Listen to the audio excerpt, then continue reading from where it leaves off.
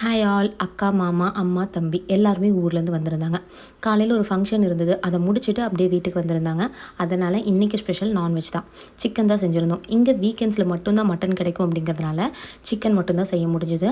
சிக்கனில் சிந்தாமணி மாதிரியும் கூடவே லெக் பீஸ் ஃப்ரை பண்ணிக்கலாம் அப்படிங்கிறத பிளான் பண்ணோம்.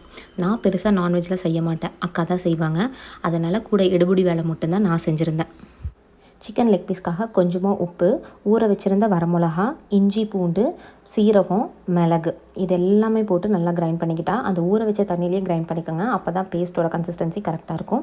தேவையான அளவுக்கு மிளகாத்தூள், அதாவது காஷ்மீரி மிளகாத்தூள் கலருக்காக, கூட 2 முட்டை சேர்த்துக்கிட்டோம். இது எல்லாத்தையும் சேர்த்து பீஸையும் சேர்த்து மிக்ஸ் பண்ணி வச்சாச்சு. கொஞ்சம் நேரம் ஊற வச்சோம் அப்படின்னா நல்லா மசாலாலாம் ஊறிடும். அதுக்கப்புறம் பொரிச்சு எடுத்துட்டோம் அப்படின்னா நம்ம லெக் பீஸ் தயாராகிடுச்சு. சூப்பராக இருந்துச்சு டேஸ்ட்டு. டிஸ்கிரிப்ஷனில் மெஷர்மெண்ட் கொடுக்குறேன், கண்டிப்பாக செக் பண்ணி பாருங்கள். இன்றைக்கோட ரெசிபி அவ்வளோதான். எல்லாமே சாப்பிட்டு நல்லா ரெஸ்ட்டும் எடுத்தாச்சு. தேங்க்யூ.